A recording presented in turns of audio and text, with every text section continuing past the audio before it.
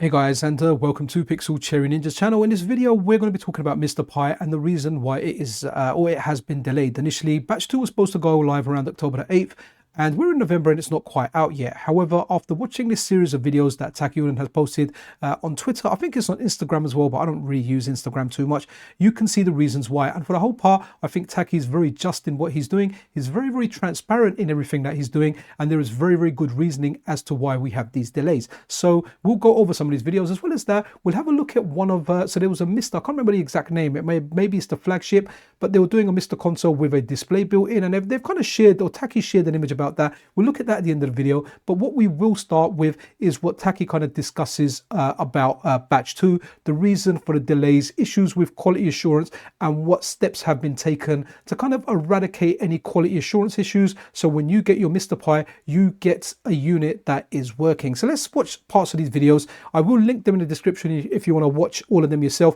but I will give you an overview. We will watch some, I'll pause it, I'll talk some, and we'll go through. When we first planned to do this product release, we set out to do batches of 2,000 every month until we could satisfy the market demand. Unfortunately, we underestimated how much demand there would be for this product, so we had to scramble to ramp up production to meet some of that added demand. So there are a couple of components on this main board that have very long lead times, and usually when you're going to sign a contract for some of them, you have to project how much you're going to need for several months in advance. So for the main FPGA component on this, we signed a contract to be able to deliver 2,000 of this every month for 3 months. Now, if the component is in stock and readily available, you can increase your subsequent delivery window to include that added quantity. Okay, so that's decent. That's 6,000 in 3 months. That's a decent amount, but honestly, I think the demand is higher than that. So that's kind of talking about lead times. Let's watch the rest of it anyway, and then we'll go through the rest of the videos. That you need, but that's not the case with this one. Our contract with Altera is to deliver 2,000 every month for 3 months, and if we want to increase that, we have to sign on for 3 months of that higher demand, which is not really good if you want to just scale up to a short spike of demand. So in the case of batch 2, we already had a batch of 2,000 that would arrive in October that we could ship and manufacture in October, and that's where the original delivery date came from for that launch. And we were hopeful that we would be able to pull in an additional 2,000 for our second batch, but unfortunately there were some supply chain issues that caused the second 2,000 to arrive much later than the first 2,000. And that ended up pushing back the entire batch 2 product launch. Okay, so that's one of the initial reasons. And further down, when we look at part 2 of this, let's give this a play and let's see what it does. And I'll pause it and I'll give some notes myself. Now that the boards are all produced, we need to talk about the second important point. And to do that, I'm going to have to talk a bit about how these boards are made and how they are QA'd. Our main motherboard and all of the accessory boards that we use are made by different PCB providers. After the blank PCBs are done for all of the boards that we need, we send all of them out to one company to do all of the SMT, and that just means putting these components on the board itself. Once that step is done, all of the boards are taken to a third provider, and that provider is supposed to go through and do all of the quality assurance checks for us. So for the first batch of shipments that we did, we had all of these boxes in pallets that were delivered to our office, and then we just went through the process of packing those for the orders that we had. Unfortunately, there were a couple of issues with that. The first issue relates to the memory itself and the QA processes around the memory. The QA factory is supposed to use a very detailed guide that we wrote, and if you follow the entire guide, none of the hardware should be dead on arrival or fail to meet the listed specifications. Out of the entire first batch of products that we shipped out, we had about 15 to 20 issues with SDRAM that didn't run at the advertised speed, and my first assumption was that those weren't QA'd at the factory. We did some RMA on some of the listed modules that didn't meet the rated speed, and we found out that the same module that fails for the user can pass on the board that we use inside the QA factory. To get a better idea of why this was happening, I went into our factory, pulled out 100 of these SDRAM modules, and then I tested them, and I only found a single one that didn't work. But then I went ahead and tested it on another MiSTer Pi board, and it passed that board. So to remedy this situation, we did 2 different things for the second batch of shipments. On the back of this SDRAM module, we changed these silver connectors to gold-plated ones, and that should eliminate the issues going forward, or at least decrease them as close to 0 as possible. On top of changing those to gold-plated connectors, we now also QA the SDRAM module with the board that it's paired with for shipment. So for example, if you buy a turbo kit, that comes with a RAM module. Yeah, that's a really good move where you've got some SD-RAM.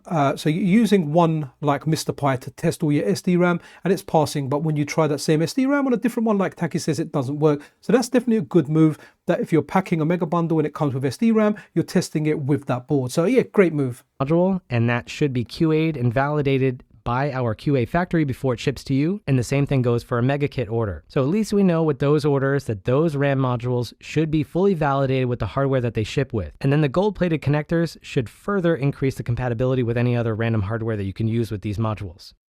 Okay, so let's now move down to the third one here, and let's get the volume up. And unfortunately, and just play it from the beginning. But all of this supposes that the QA factory is following the QA guidelines that we gave them, and unfortunately, from what I can see from the back end, that is not happening in several instances. The first issue is on the SDRAM module itself. We had 2 people out of the entire batch that showed up with an SDRAM module that didn't work at or above 80 megabytes.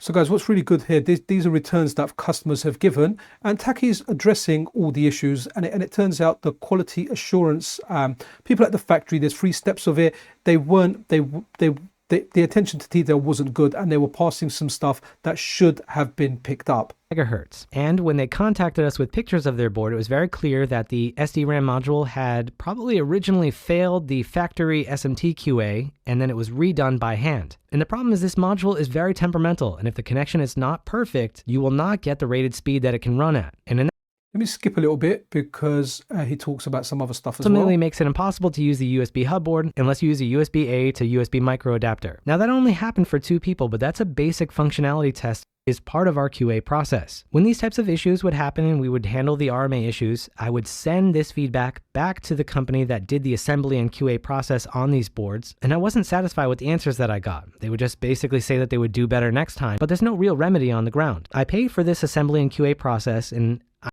so Taki's paying for a service, and their solution is we will do better next time. And I think Taki's doing the right approach here, even though it's going to be a cumbersome approach for him testing all the units in-house, which I think he reveals later in the video. So the company's just saying we're going to do better, but can you trust the company that's not followed guidelines and let quite a number of units slip? It even goes to say that maybe they didn't even check the ones that passed properly. They just passed because they were correct, because you know the percentage that were or weren't or had defects in them, they didn't pick up on. So let's now watch the next video. Guys, I recommend you watch all of these in detail. I don't want to run like the whole videos through. They're easy to watch over on Twitter.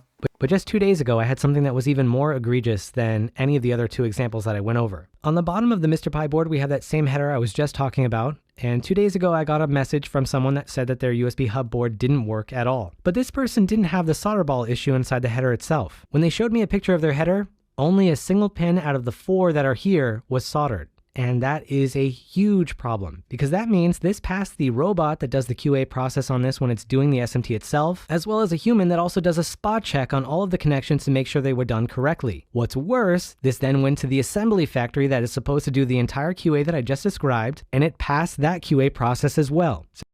So there you go. So assembly line, another person, and then a third person, and it didn't pass. So it looks like Taki's taking the right action. Let me go to the next video. If he doesn't say it in here, he does actually say that they are going to do the quality assurance in-house. Like they're going to go for it all themselves.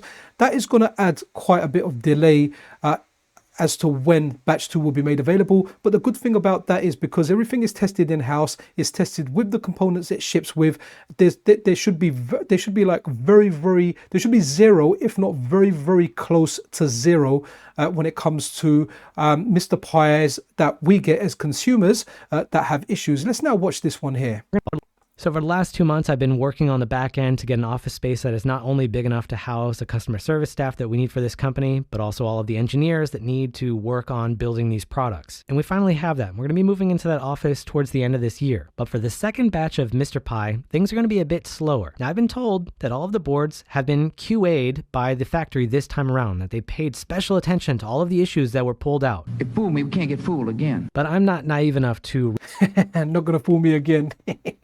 risk my company's reputation on their word. So what we're going to do starting next week, we're going to receive the second QA'd batch of MiSTer Pi, and I'm going to re-QA all of those boards in-house before I put this product on sale. Before we start selling this on the website, I want to have a comfortable buffer of units that have fully passed my second round of QA. So that's going to look like 2,000 or so boards that have been fully QA'd a second time. And only when that is done, I will launch the second batch of MiSTer Pi for sale. Still going to be a bit slow to get this fully out, but my hope is that all of this is going to mean that if you decide to buy this product, you won't have to worry about any issues that it will have, and I also won't have to worry about that as well. As for the free cases for the MiSTer Pi Batch 1 buyers, those also need to go through a second. Okay, before he goes into the cases, that's really, really good. So you're going to get your unit and it's going to work.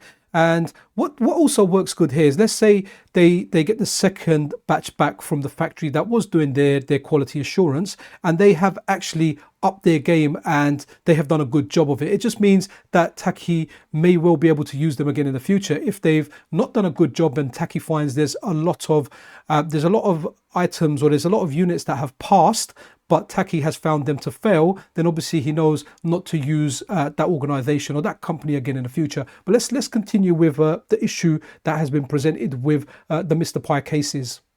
Second round of QA. After making the entire shipment, our provider told us that some of these panels don't have the same thickness, and if they don't have the same thickness, the package won't go together correctly. So we need to screen those out and send them back to them. So that is going to be a bit slower. So just bear with us while we're doing that. We're trying to scale up as best as we can, and we're now doing a lot more things than we were originally planning the company to do when we first created Retro Remake. Happy gaming, everyone. Taki out. So for the last 2 months, I've been working on the... I meant to pause that, but yeah, I played it again. So guys, it's very, very transparent there, right? It's showing that the quality assurance wasn't quite there. That's why they're going to do it in-house, which I think is better for the consumer. So I know some of you guys that especially don't have a MiSTer unit and this is your first one and you're tempted to get it. Remember, there are other options out there. There's a QM Tech one as well that you can get. That does come into stock. So if you really can't wait, that option is there out there for you. I have noticed the price of a full DE10 Nano kit from official vendors of the DE10 Nano, or vendors that have been around using an official DE10 Nano. They've come down in price, but they're still pretty much double the price of what the MiSTer Pi has to offer. But it just depends on what you want and how long you want to wait. It does seem like the MiSTer Pi is worth waiting for, but again, I can't tell you how to spend your money and how much patience to have. I can only present you what I think, and honestly, what I've seen of Taki and all my interactions with him, like I'm impressed, and I like the fact that he's just put everything out, and there's no reason I'm seeing any fibbing or anything there. He's delivered a batch. I've got a unit that he gave to me as a review copy, and that's worked splendidly well for me. I've run tests on the channel doing side-by-side comparisons, and at least for me and the one I have is as good as an original DE10 Nano. Also Ken from What's Ken Making done a really good video on that, which I suggest you guys check out. But moving over from like all the batch 2 stuff, let's have a look at this now. So this is really, really interesting. So just to make these a little bit bigger, and that's like the R2, and that's the ranges, and I like these teasers. So I know some companies put out teasers, and some companies put out teasers for like years, saying with the promise they're going to deliver something, but they haven't really delivered diddly squat. But in Taki's defense, he has delivered a product, and I have no doubt, and I'm very excited. I'm really, really looking forward to the MiSTer handheld more than the MiSTer that has a screen built in. But the other image that we've got here is brightness, maximum volume, auxiliary power. Okay, PVM, MiSTer. Okay, so that's interesting. So that's going to be like the MiSTer with a display. But what are you guys saying? So Aaron here, really interested in seeing some more concepts. Love what you're doing, and I second that, man. I completely love what Taki's doing. Really want that handheld, but I will take the one with a screen as well. That should be interesting as well. Now remember, Taki said that the price ceiling for all the devices is the bare cost of the DE10 Nano, which is around $225, which is fantastic. So more stuff that I want that's going to sell out before I can order MiSTer Pi batch 3 when. Memes Jack, just please wait for a batch 2 to go live. In this video, or even in Taki's videos, if you want to watch all of them through yourself, he explains with good reasoning as to why there's a delay. If he let them go out in the condition that batch 1 was, then he's going to end up doing a lot more RMAs. So it's better to wait and make sure everything is dandy. But for the whole part, the feedback from the community is fantastic. So guys, that's really it for this video. I'm really excited about this. Really do like this stuff, and it's really interesting seeing this because it's going to be like a foldable screen. Is it going to be like a laptop with a MiSTer with his buttons? I don't know. My imagination is running wild. But again, the one I'm most looking forward to above and beyond anything else is that handheld MiSTer. But that's it for this video, guys. Wanted to bring all this stuff to your attention. If you like this kind of content, then consider subscribing to the channel. A like is always appreciated as well. Anyway, be absolutely awesome to one another, guys. This is Pixel Cherry Ninja out.